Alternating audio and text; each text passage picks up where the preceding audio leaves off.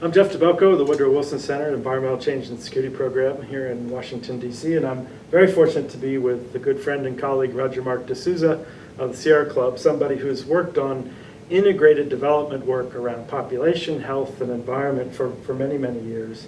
A lot of experience from around the world, and so Roger Mark, I'd love to learn some of the lessons from this experience, and one is to ask you, in some ways, to talk about your interaction with government officials in these developing countries. Because of course we hear a lot of criticism that some of this integration, some of these ideas are Western ideas or top-down ideas or imposed from outside. Sure. And so how do you see that playing out in the experiences you've had with working with people on the ground? Do they perceive it as this kind of outside ideas that when the outside money dries up, then it goes away? Or how are they working with this notion of integration of pop, health, and environment? I think it's a very, very important point because in my interaction with local decision makers and policy makers on this issue, they have seen a reflection of the need to integrate from their constituents. And the entry point has been different depending on the particular environmental context. So when I did this work in the Philippines, and we worked very closely, and I would say the work was driven by the locals and by the mayors, it was a poverty alleviation issue.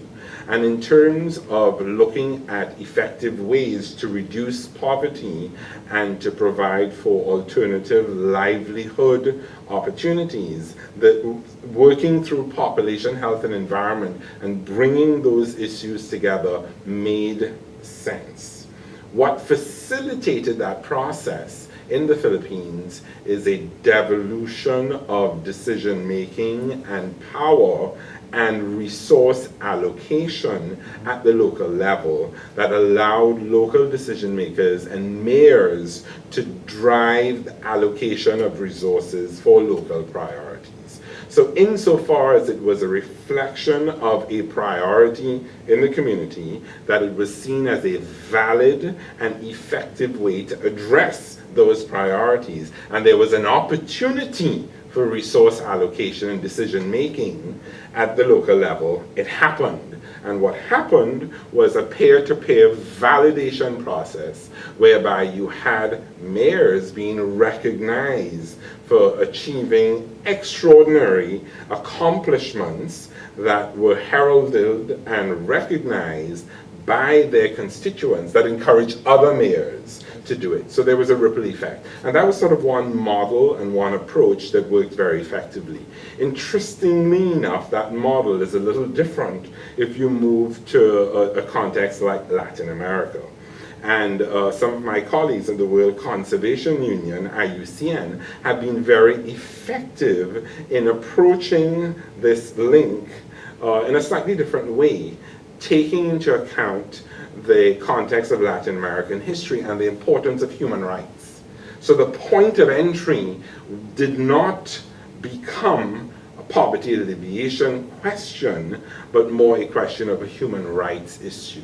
And if you talked about human rights in the context of civil liberties and civil rights, and what that meant for decisions around reproductive health and the right to a clean environment, and for gender equality and equity, those questions came together and ended with all of the ministries of the environment in Mesoamerica, so Central America and Mexico, signing policy declaration statements and action items and taking follow-up action to integrate gender and reproductive health into natural resource management policies, programs, and budget allocations.